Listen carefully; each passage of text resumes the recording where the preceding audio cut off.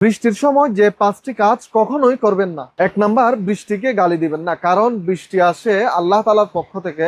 আমরা অনেকেই অনেক সময় বৃষ্টি আসলে বৃষ্টিকে গালি দিয়ে থাকি, এটা কখনোই করবেন না, কারণ বৃষ্টিকে গালি দেওয়া মানে আল্লাহর প্রতি অসন্তুষ্ট হওয়া। 2 নাম্বার, বৃষ্টিকে অশুভ বা দুর্ভাগ্যের কারণ মনে করবেন না। আমরা অনেক সময় মনে করে থাকি বৃষ্টি দুর্ভাগ্য বা অশুভ হয়ে থাকে, কিন্তু এটা কখনোই না, এটা সম্পূর্ণ একটি কুসংস্কার। 3 নাম্বার, নিয়ামতের প্রতি অকৃতজ্ঞতা প্রকাশ করবেন না। আমরা অনেক সময় বৃষ্টি আসলে বলে থাকি, এখন এই টাইমে কেন বৃষ্টি আসলো, অথবা এই বৃষ্টি কেন আসলো, অথবা আমরা বের হতে পারতেছি না, বা এরকম বিভিন্ন ধরনের আমরা কথা বলে থাকি, কিন্তু এগুলো মোটেও ঠিক না।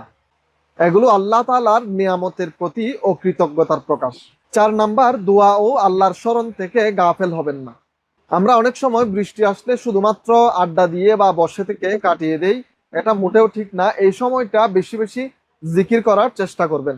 বৃষ্টির সময় এই দোয়াটি বেশি বেশি পড়বেন, আল্লাহুম্মা সাইয়্যিবান নাফিয়া, অর্থাৎ হে আল্লাহ, এই বৃষ্টিকে উপকারী বৃষ্টি বানিয়ে দাও। 5 নাম্বার, নিজের ও অন্যের নিরাপত্তা নিয়ে সচেতন থাকবেন। যখন বৃষ্টি হবে, বজ্রপাত হবে, তখন আপনারা বাইরে যাবেন না এবং নির্দিষ্ট সুরক্ষিত স্থানে আপনারা থাকার চেষ্টা করবেন, কারণ যখন বজ্রপাত হয় তখন অনেক সময় অসতর্কতার কারণে অনেক দুর্ঘটনা ঘটে যায়। তাই আমরা যখন বৃষ্টি হবে তখন সুরক্ষিত স্থানে থাকার চেষ্টা করব।